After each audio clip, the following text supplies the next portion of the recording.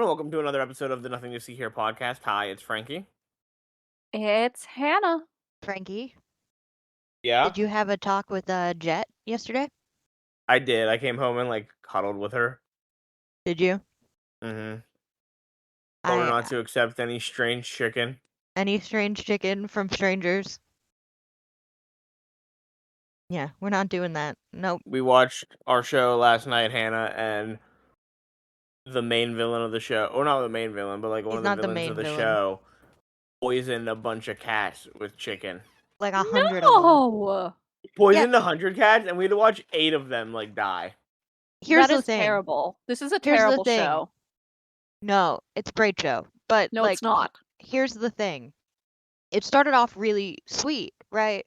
Because the girl was giving this guy shit for not getting a whole chicken in her meal, and we later find out that the reason that she didn't get the whole chicken was because he was skimming to give to cats. And me and Frankie both were like, "Oh, that's really cute. That's really sweet." And then you find out he's a murderer, and then you find out not only is he a murderer who killed his own brother for the insurance money, he was testing methods to kill his brother and how much poison he would need on the cats. So he killed hundreds of cats. But at first it was like a sweet thing, and then it was not. It was not. Believe me when I tell you, I grabbed Fluff as soon as I could. It was like, Fluff, you can't eat any strange chicken. Yeah, as soon as I came home, I grabbed Jet, and I told her the same thing. Mm-hmm. Yeah, no, it was, my mom was laughing hysterically. The peanut gallery just laughed. Peanut gallery also farting the entire time. At one point, I had to pause the show because I was upset.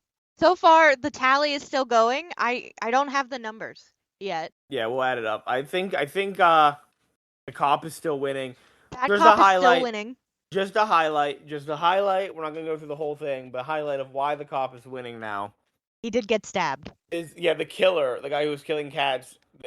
He confronted him with the girl and got stabbed, and then also fought off the killer after being stabbed to protect the girl. To protect the girl.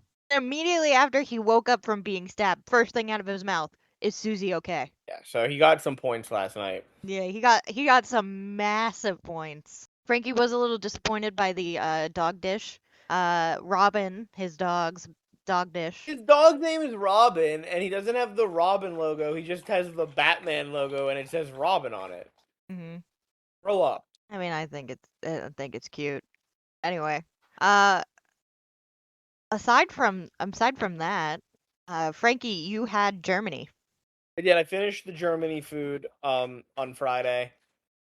Went to Kennywood, and the plan was, because last time when you and I went, Amanda, that I had forgotten my pass, so I had to buy a second pass for the food.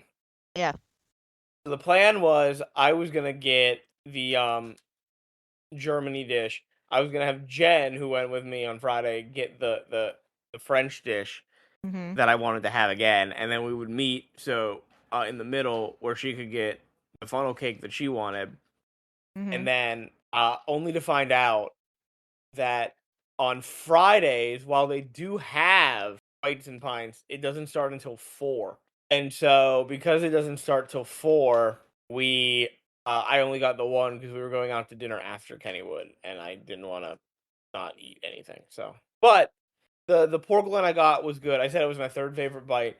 The cherry sauce was really good. The seasoning on the outside of the pork was delicious.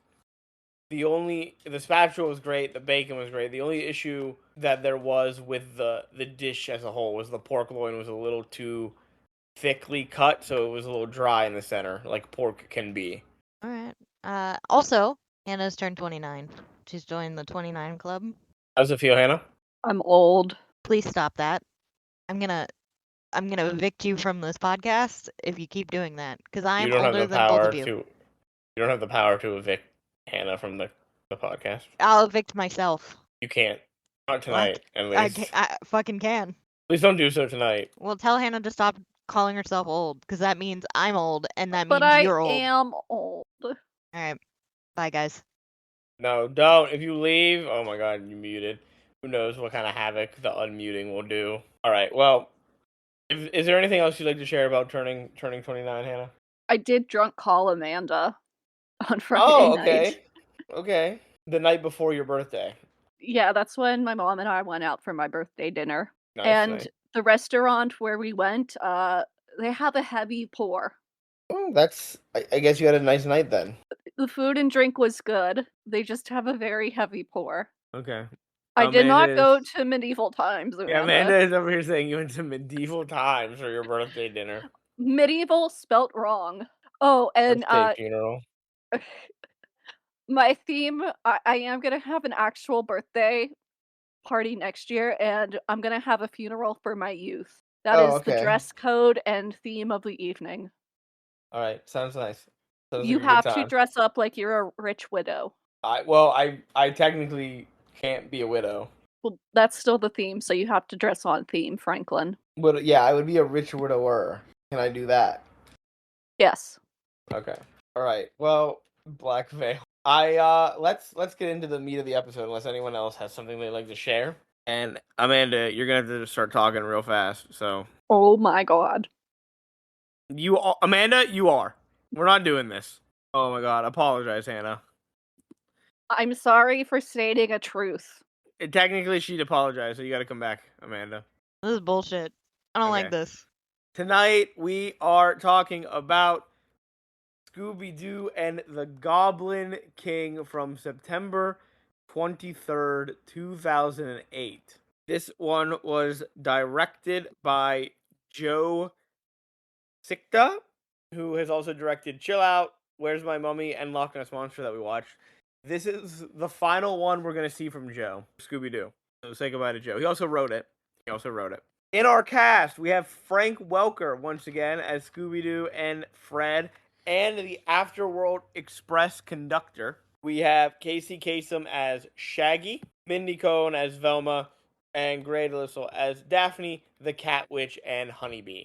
And then the guest cast. What a fucking cast we have tonight. We have Hayden Panettiere from Heroes and Nashville, and Until Dawn as the fairy princess Willow. We have Wayne Knight, the guy from Seinfeld, and the voice of Tantor in Tarzan, and the voice of I can't remember the name, but the villain of Toy Story 2, the human villain, Ow! as Ow! Al, Al's the voice of Toyborn. Al, the voice of Al in Toy Story 2 as the amazing Krudsky. We have Wallace Shawn, who is Vizzini in The Princess Bride, and Rex in Toy Story as Mr. Gibbles.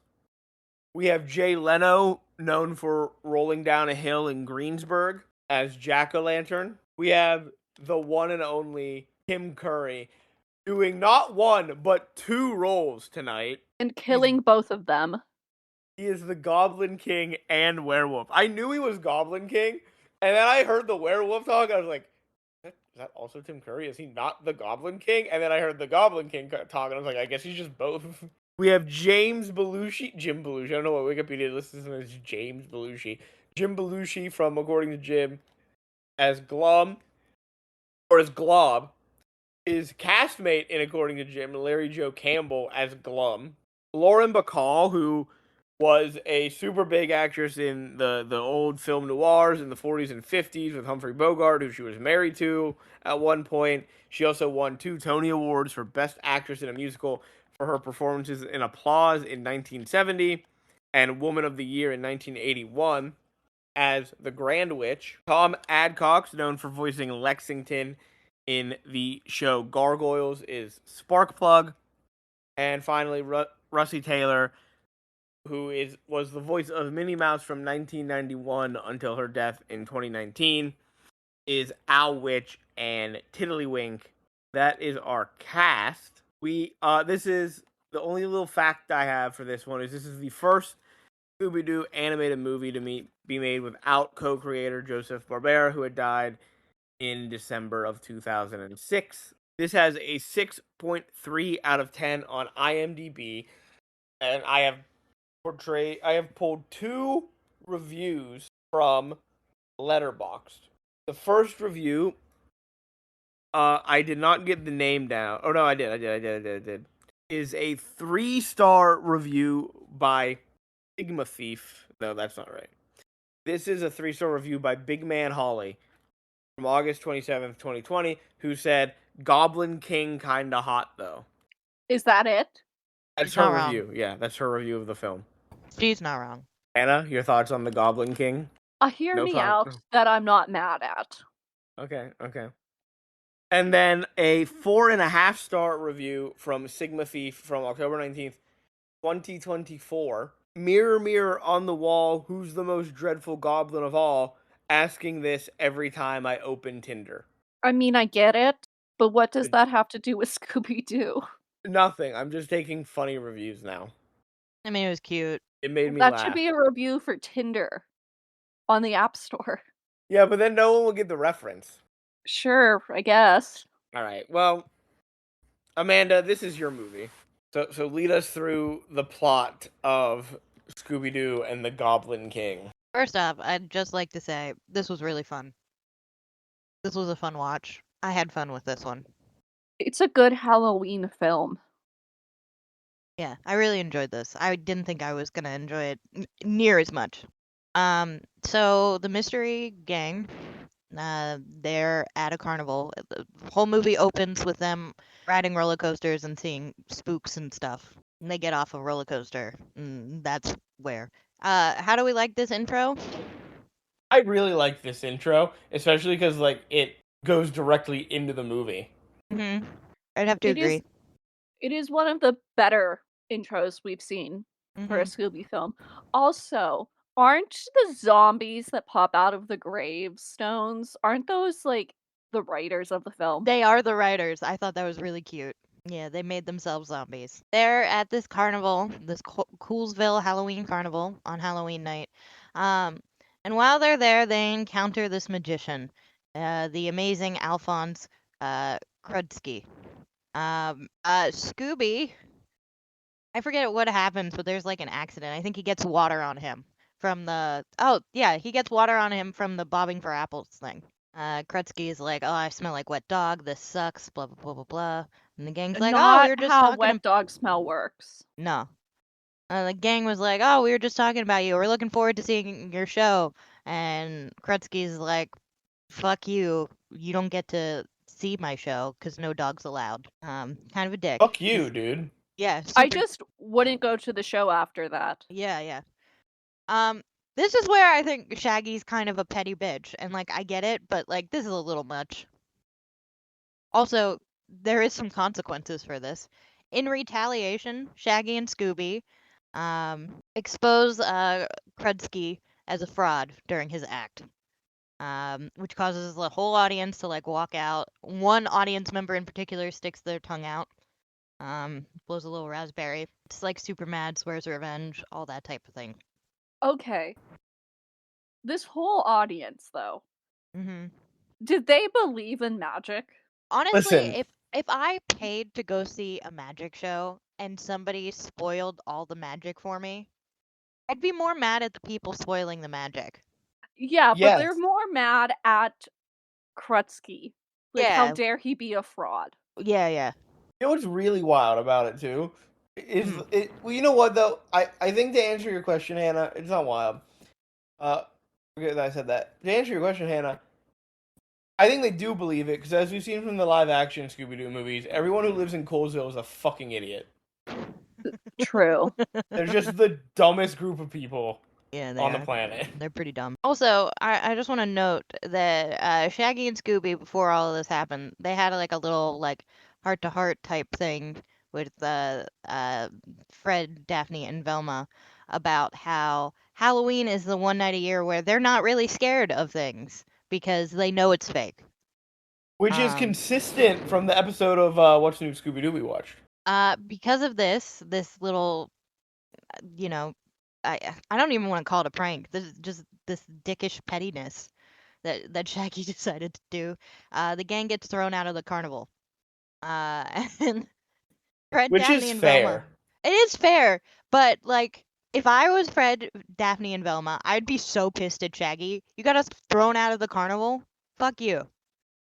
But they go trick or treating instead. And they get a whole bunch of trick-or-treating candy. They're too old. Shaggy is too old to be trick or treating. I mean, everybody there, but everybody went, not just them. That's true. They are all too old. Look, I'm not one to be shaming people for what they want to do, but like, If you want to go trick-or-treating and you're that old, you have to have like a toddler of some kind. there's got to be an age limit, right? Yeah, yeah. Like you can only once you've reached I'm gonna say past high school. If you're a college kid, no, I'm sorry. Yeah. Past high school, you gotta have a kid that you're trick-or-treating with, so that it looks like you're just walking around with them. I think that's fair. So in his little tent, Krutsky basically talks about how he wants to be a real magician. He's looked at all of the books, everything, and he can't figure out where how to get real magic. Q, a little fairy sprite, Tinkerbell. It's Fairy Princess Willow, but we're gonna call her Tinkerbell for a little bit. She enters and knocks over a book. And it's an entry about this goblin scepter, which, if you can combine with fairy magic, it controls Halloween. Because of this, Krutsky gets the idea to obtain the scepter and rule the world with it. Willow thinks he's a tool and decides to joke around with him. Flies around. He does get a little fly swatter out because he thinks she's a bug. But in the process of doing this, she's not paying attention and she knocks herself out. Like she hits a chair. And knocks herself out. And then she gets fly swatted. Krutsky sees that she is a fairy and uses a spell to absorb her magic powers.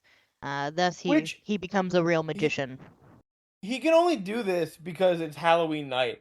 If I was a fairy, I just simply wouldn't leave my house on Halloween.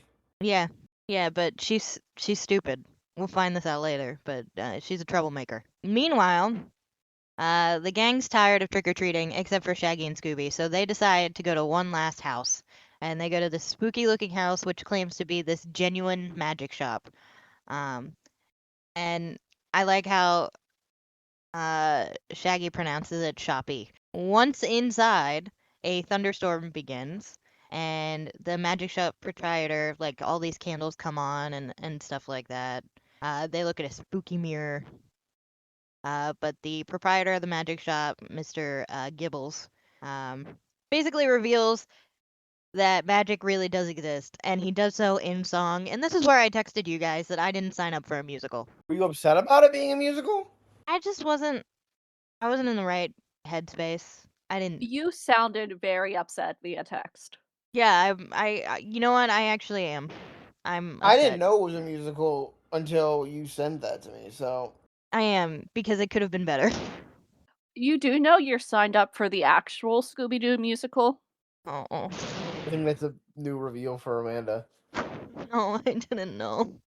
You Who signed up? specifically chose that one. Which one is it? It's the next vampire one. Oh, yeah. That one is like the actual, like, this is a musical. Promoted as a musical. You signed up for that. Yeah, but it was because there was a vampire and Frankie took Legend of the Vampire. Yeah, but I think the music in that one is better from what I've this was been not good informed. music. No shame to Mr. Wallace Shawn, but Not a singer. yeah, you're not a singer. Krutsky enters the shop. Oh, sorry. Willow first comes in, knocking on the window. Mr. Gibbles lets her in. She's like, I gotta hide. She's followed shortly after by Krutsky, who looks in the mirror, asks where Willow is, finds that she's in a clock, and just goes and captures her. Mr. Gibbles tries to save her, but he gets turned into a rabbit by Krutsky. And then Krutsky leaves while stealing basically all of the magical equipment in the shop. Mr. Gibbles basically explains that Krutsky's plan is to like rule Halloween. To Shaggy and Scooby, shows them a vision of Krutsky turning their friends into evil monsters. So Fred gets to be a vampire. Daphne's a witch. Velma's a werewolf. I didn't pick any of them, lot of reviews about how sexy Velma is Yeah. as a werewolf. Yep, I saw that. Yep. Ton of reviews. Yeah. This obviously horrifies the two of them. Gibbles says, "Hey, I have a plan. You guys are gonna go into the spirit world thing, and you're gonna steal the scepter from the Goblin King before midnight, and then find a way back here before the sun rises, or else you're gonna be trapped in the spirit world forever." Cool. And then he gives them some magic cards and gets them to board the Grim Reaper Railway, which flies them to the spirit world. They, before they board, they're disguised with like magic disguise that came from the temporary magic cards. They're like little monster versions of themselves. I do Uh, feel like Shaggy should have been in his red shirt for this movie. That would have been It funny. is very old school, reluctant werewolf coded. It's a Scooby and Shaggy mystery. I feel like it would have been a little nice nod to Scooby-Doo history. There is one part, and I didn't write it down here, but I do remember it. Where they're in the carnival, and I think it's towards the end, and there's a bunch of Scrappy-Doo, um, Oh yeah. It's when they stuffies. crash into the claw machine. Yeah. There That is a was little fact hilarious. online. This is the only time that Scrappy Doo, as of recording, we don't know if something comes out later on. Don't come for us. As of recording, the only time Scrappy has ever appeared in one of the direct-to-video movies. So meanwhile, Daphne, Velma, and Fred are looking for Shaggy and Scooby in the real world. Um, they can't find them because they were like, "Hey, come to once you're done with the last house, we'll pick you up back here." They never showed, so they go back to the carnival, which is deserted, and they see Krudsky conversing with the Goblin King through a mirror.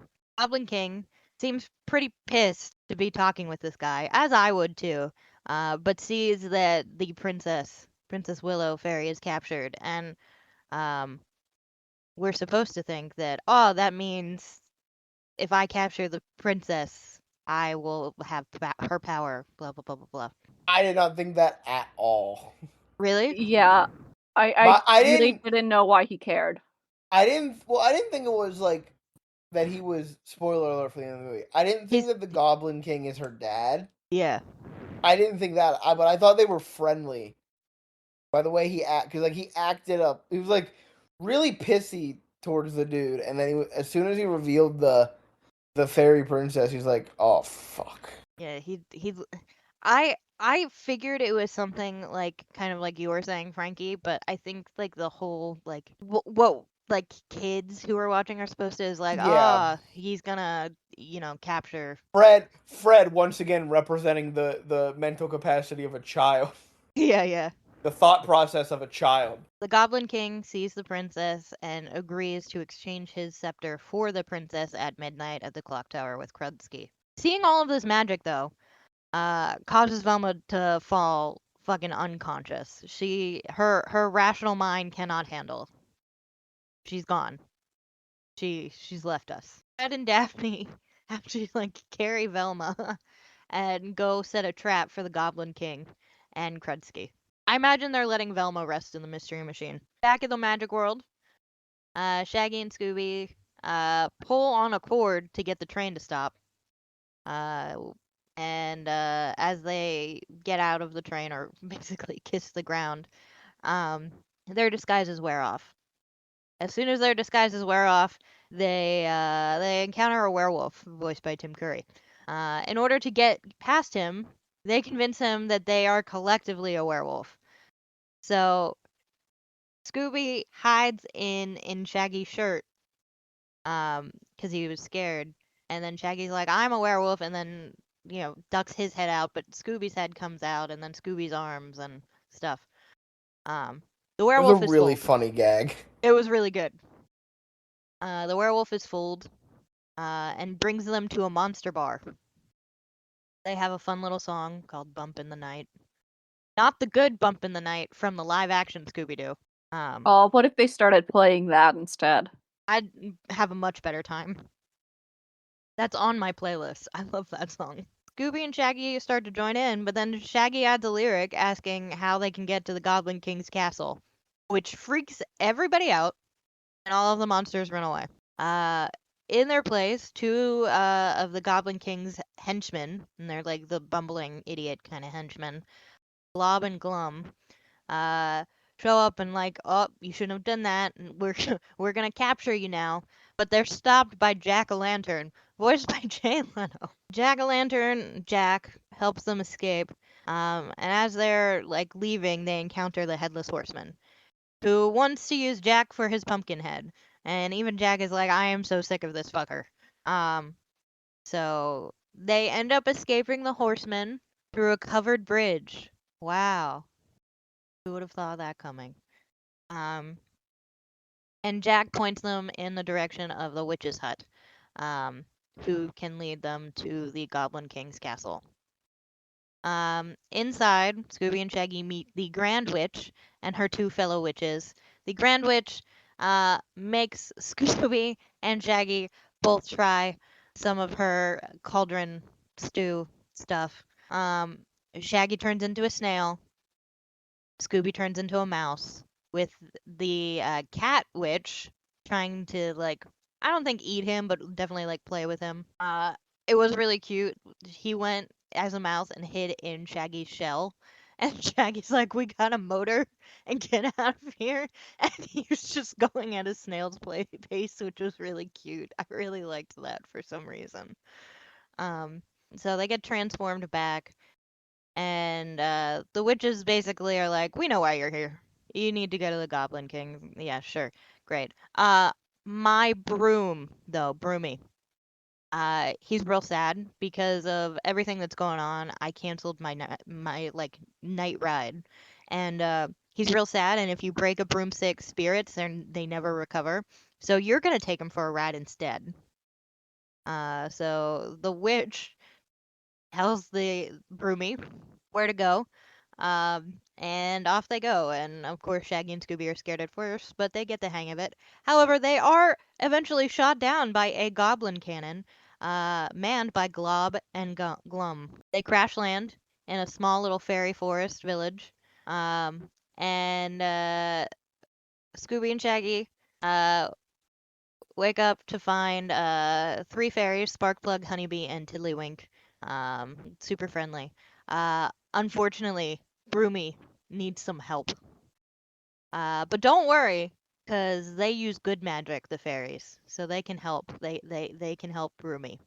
In the meantime, since Broomy is no more, and needs some surgery, magic surgery, the three fairies guide them to the entrance to the Goblin King's castle, which is a gravestone that you press like an elevator button, and then a coffin elevator pops up. Oh, something I forgot to mention. Shaggy and Scooby, before they left, the witches, they got a potion made from someone called Scratch. She said that will help them get into the Goblin King's castle. So they get finally to the Goblin King's castle, and they drink the potion to disguise themselves. And I think it's really funny that the disguise is just them as Daphne and Velma. Good How did they disguise. know? How did the witches know?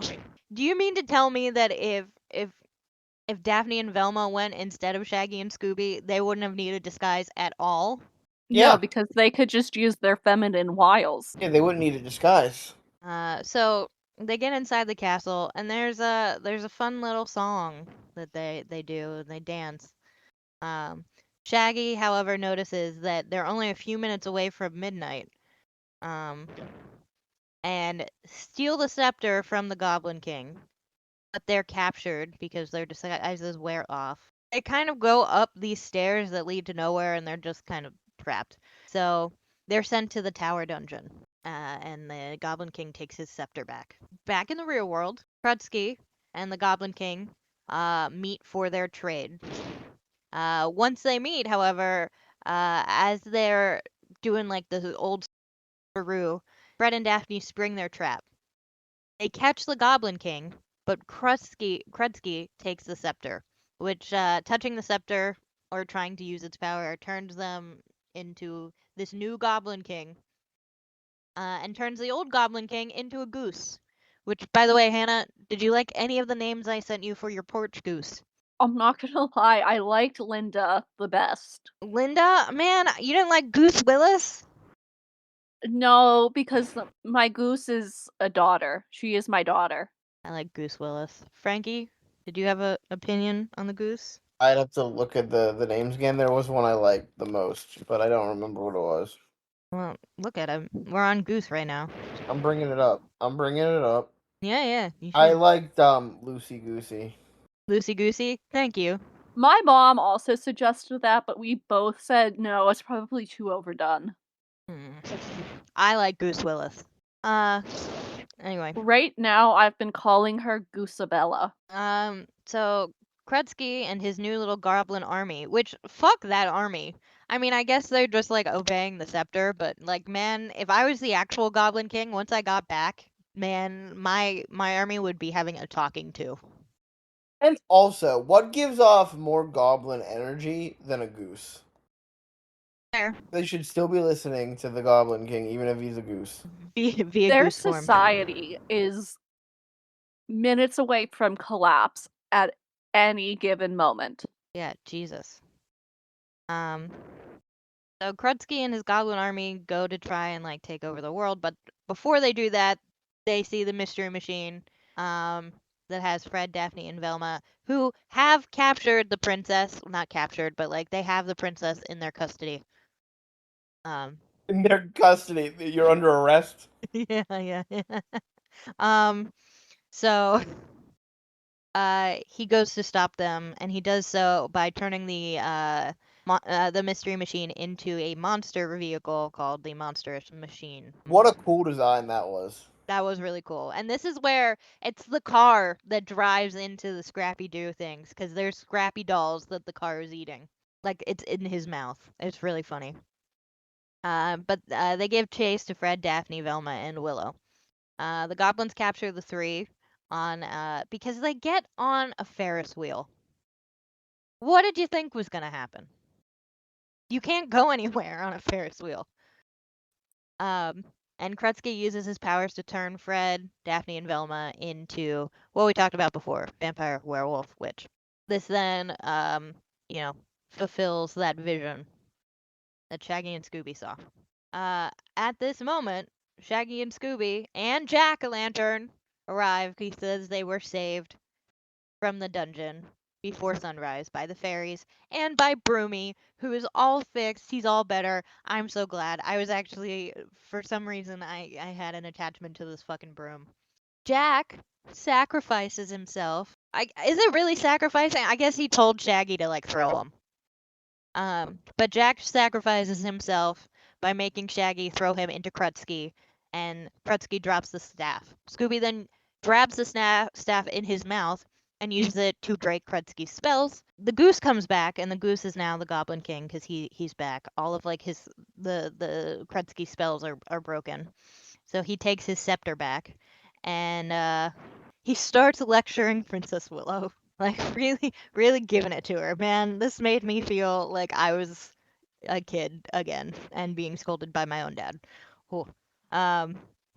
He holds her responsible for all this trouble that she causes and punishes her for a year. Grounds her for a year. But he is relieved to have her back safe, and she gives him a kiss on the cheek. So he is very much a doting dad, which is cute. This makes me, and this begs the question, and Frankie, I'm sure you know this was coming. Does this mean he fucked a fairy? Oh my god. I don't want to think about it, okay? I do. I'm asking. I'm asking the question. And I'm we refusing don't to know answer the who question. we don't know who Willow's mother is. How'd that work? Maybe he adopted her. Possible. That's true. I like to think that biological. We see Jack. Jack is no more, but Mr. Gibbles, who is no longer a rabbit, brings Jack to life with the Goblin King's help, having him light a candle. And then the Goblin King takes Krudsky away as prisoners for his crimes. I think he's gonna die. I think Krudsky's gonna die. He's gonna be murdered in jail. Yeah. I think he's just gonna die in jail. So the Goblin King, along with his army, Willow, Jack, Broomy, and Mr. Gibbles, all return to the magical world. However, before the departing, the Goblin King basically says, Shaggy, Scooby, you guys are gonna remember this night, but you three, Fred, Daphne, and Velma, yeah, you're not gonna remember anything. And I imagine he's doing this just to kind of keep that balance between the worlds. As the sun rises, Daphne, Velma, and Fred forget, and they see the carnival being packed up, and they wonder if they are too old for this stuff. Velma mentions that no one would believe in monsters and magic, even if it was just one night a year, even if it is just one night a year. Wow, you really don't remember that you lost it, Velma. And then Scooby scares Shaggy, who's looking in a mirror, by dressing up as the Headless Horseman. And that is how it Looks ends. like the Confederate ghost from Zombie Island for a second. A little bit. So, and that's how it ends. I really liked this one. I had fun with this. It's going in the Halloween movie rotation. Yeah, definitely should be. Once again, Tim Curry showing that he just improves everything he's in, It's and just fucking amazing. this was actually good. Yeah, I was thrilled. I was thrilled.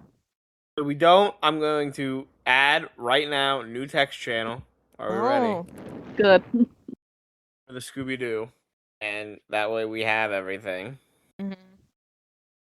We've just a refresher. We have 3 different kinds of rankings. We have the TV shows, the movies, and the specials and crossovers.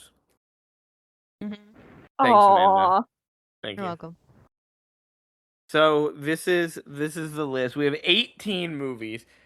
Just to give it number 1, not the whole list, but our number 1 movie is still Scooby-Doo on Zombie Island, and our number 18 movie is Scooby-Doo in Arabian Nights.